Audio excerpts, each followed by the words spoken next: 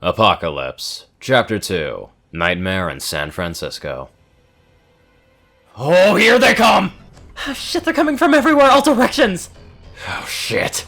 The group quickly hurried through the parking garage as Celestia sputtered out several apologies to anyone and everyone. Moving through the open area, they had plenty of room to maneuver to the truck that was located somewhere on this level. The bad news was that every direction had the undead crawling up the walls or pouring out of the crevices of the building. Luna, rushing alongside the boys as they made their way around the corner of the level, barked at her sister. Confound you, Tia! This is why I told you to stop eating cakes and pastries! I'm sorry, they're just so delicious! William yiped as he was nabbed by one of the zombies, quickly getting out of its grasp and shoving the barrel of his gun into its mouth. Firing the brains out of the back of the head, he threw down the corpse as he glanced back at the sisters. What, you guys have cakes and shit at your place? I thought you ponies only eat hay and whatnot! Rayden tackled another zombie as Roland curb stomped another without legs. Putting down both undead ghouls, Rayden turned his pistol up and saved Roland from a bite once a hole was made in the dead man running up behind him. Oh, it's magical unicorn land, Will. Of course they have cakes and rainbows!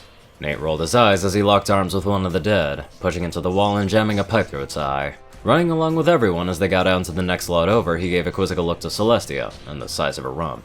Well, if that's true, then success and sweets have really gone to your ass, princess. Hey, stop teasing me! Now is not the time!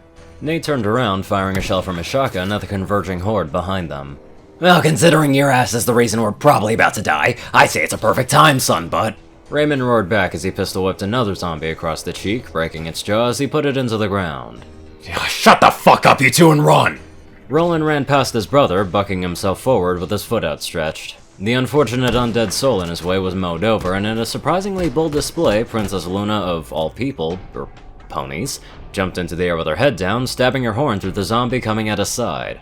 Roland looked down at her as she landed on the ground, ripping out her horn and staring back, a small smirk on her face. Pouting when given no acknowledgement, she let it go due to their current predicament. Having made it through the bridging section between lots, Rayden pulled out the keys, hitting the unlock button on the fob. His attention drew to the far side of the current lot where a beeping truck blared from said direction.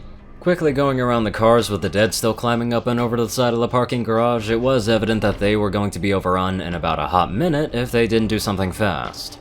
Forget fighting them, it'll only slow you down. Keep moving towards the truck, it's just up ahead. The group continued fighting, blasting and pummeling zombies left and right until they eventually made it to their means of escape. Kicking down another infected person, Rayden unlocked the back and opened it, quickly sliding out random equipment that they didn't need and ushering in as he and Nate held the line. Inside, princesses, now! William shoved them along as he made an effective though sloppy roundhouse kick on a sprinting dead woman. Bashing his pistol onto the one behind her, he lowered himself and threw the zombie over the rail next to him, dropping it out onto the ground level and splattering its head on the pavement. Roland backed up as they heard the doors to the back of the SWAT truck shut. Alright, they're in, boys, let's go! Both William and Roland backed up to the backseat doors, opening them up from behind and jumping in. Rolling down the windows, they fired their remaining shots as Rayden turned the ignition, Nate gritting his teeth as his heart pumped with adrenaline. Drive, drive! The four ponies yelled out in fright as the truck jerked forward, from Rayden slamming his foot on the pedal. Burning out for just a split second, the vehicle raced across the lot, tapping against the cars around them and mowing down the undead horde as they sped along. Turning and heading towards the front side of the hotel, Rayden spotted a gap in the rail from the maintenance team. Seeing it big enough for the truck to pass through, he went for it, making Nate widen his eyes upon realizing their destination. Jesus Christ, Rayden, are you insane? Oh, fuck yeah, I am. Now hold on! The three boys pressed their hands against the roof or held onto the safety bars as the truck scraped itself out of the hole in the garage, ramping off the second floor and falling to street level. This time, the princesses in the back actually did scream, and kept screaming until they hit the ground. Drifting along the side of the road, Rayden turned them down Geary Boulevard, going east as Nate pointed ahead. Find a place to go right somewhere. The quickest way onto the bridge is Central Freeway. Roland shook his head. Forget the freeway. Too many people will be trying to escape the city. We need to head to Ferry Plaza. William pursed his lips as he leaned up between the three. Or better yet, go to Pier 33 or Pier 39 and steal a boat. Either option is a long shot in our circumstances. Nate sighed as he leaned to the side, rubbing the blood from his forehead and flicking it away. I'm just surprised that we made it. That was a nightmare. Rayden nodded. Yeah, no shit. So, how are the pony girls? Roland turned to the back of the front cab, leaning over to the tiny door that opens to the back half of the truck. Quietly pulling the cover from the window, he saw the four ponies sitting, or lying there, all consoling and calming each other down after their second encounter with the undead, and the revelation of how much this world's decayed. Speaking of which... Holy shit. William pointed to Roland's window, directing both him and Nate to look out while Raymond only spared glances to keep an eye on the road. Given that they were in the middle of the city, he saw plenty of what they did. Oh my god. The city. The princesses also witnessed the destruction and ruination this disease had caused. Mere hours, and a single city was reduced to ashes, smoke, and the stench of wandering, rotting corpses. Nate turned back forward, then pointed ahead. Hey Ray, stop here. Up by the Cathedral of St. Mary of the Assumption.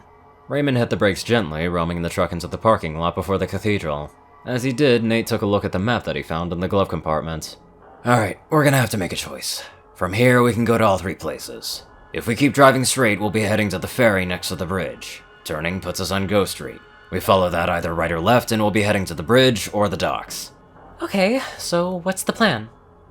The 4 boys stared at each other, looking for someone to step up. After a frustratingly long time, Raymond growled out. We don't have time to stop. Each time we do, we risk the dead circling the truck. William glanced back out the rear of the truck, seeing through the window that a tree one of the dead people was leaning up against was dying. It seems as if the trees and plant life can get infected too. Fascinating. Roland hummed as he was looking at the tree as well. If the forestry can get infected, then who's to say that the water can't get infected as well? Heading to open sea seems like a bad idea. Not only would we be putting our back to the marine life that could also get infected, but there would be nowhere to escape if we attract zombies inside the city. Nate pursed his lips. Well, it doesn't seem like there's any place that's safe anymore, Roland. The safest yet most unpredictably dangerous option is taking this truck across the bridge. Raymond nodded as he turned onto Ghost Street. He's right. With a bridge, we have an advantage as well. With all the people trying to cross, they've most likely abandoned their cars, so we can use them as cover if we alert the hordes and make various choke points along the way. It's the best way to advance the princess's way home and the best defensible strategy that we've got. He stopped on the corner of the parking lot, looking out both ways. Before we go anywhere, though, we need to see where the infected are, where they're all bunched up. Nate nodded, tapping Roland as he opened the door. Roland and I will scout out the intersection. It'll be quieter than using the truck, but keep the engine running. Besides, the girls could use some air. Roland stepped out next, aiming his pistol towards the street and around the perimeter of the truck. Nate came around to the back of the truck, opening it and peeking inside. We're stopping for a moment. If any of you want to get some air, do it quietly. Roland and I are scouting out the intersection for any undead roaming the streets.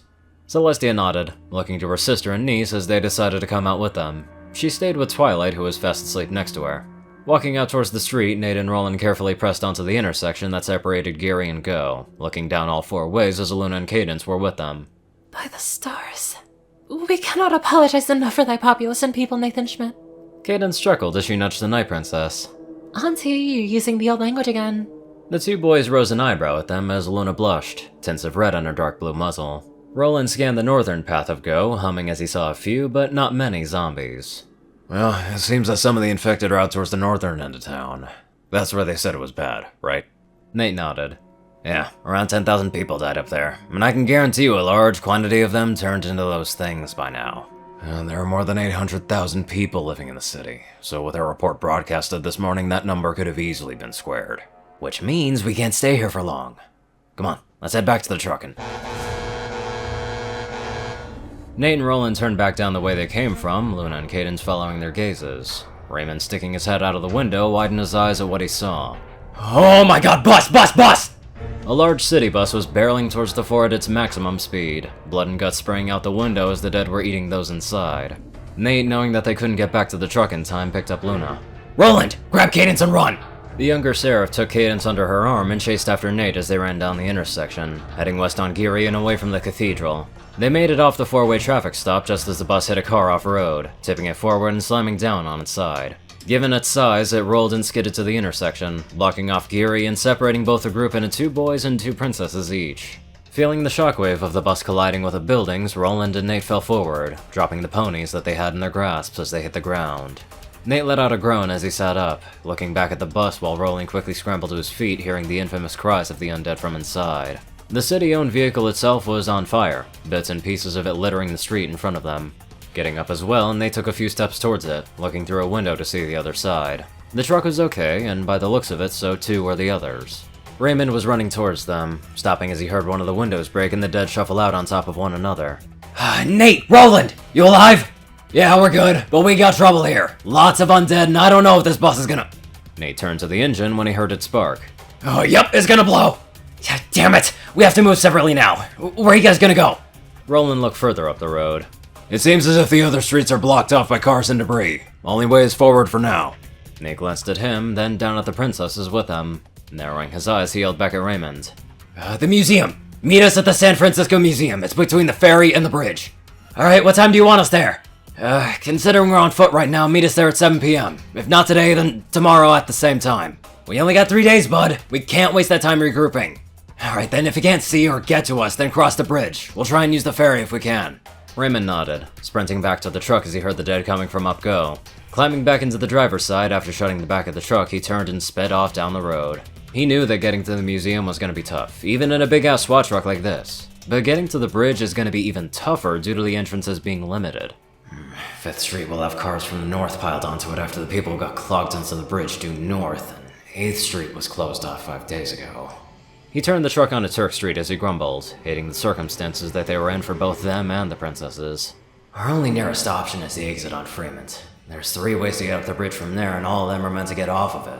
Raymond felt his lips dry as he could feel the tension rise in his chest, making him breathe somewhat heavily. First, the State Defense Force leaves everyone for dead to focus on keeping electricity and power plants alive, and then the cops start shooting those that they think are infected. William looked up at the older Seraph, frowning at him as he looked out the window. I know, Raymond. Things are getting bad. Damn right they are. Even if we had backup for the government, who knows how much of it is left standing after this infection hits everywhere. I mean, for shit's sake, the White House was overrun. He pushed harder on the pedal, ramming one of the dead and mowing them over. We're on our own, Will. Oh man, nothing like a separation to keep things interesting and very frustrating because, you know, being separated from your group, that is beyond a pain in the ass. But they're all tough, so I'm pretty sure that they're all gonna make it. Anyway, let's get on to our marksmans of donators. Top donators: TacoCat598, Peter Coulthard, J Tinman, Darkside, Gauntlet, and Only One Thing. Zar630, Strix, Rayden, Narwhals, Blackmoonheart, Drake Lovedragon, Pastel Skies, Magazine, Crazy Killer 557, Daspo, Madman Stan, Delta Omega, Jack Hedge, RuneScythe 9852, Hunter Norman, Stephen Bingham, McDoofus 456, Dash of Evergreen, Ronnie Dragonwolf, Ponyman, Tal Rasha, The Toilet Snake, Sword Brethren Mordred, Ronin Wandering, Random Person Man Guy, Easy, Skyochia, Leslie Prickett, Jordan Peterson, Crimson Kids 99, Lightskin, Monster Kitty, Nita Life, Milan Biehanek, and many more amazing people. Thank you all so much for watching this video, live life to the fullest, and if you ever read with allergies, holy fuck dude, your voice is gonna sound weird.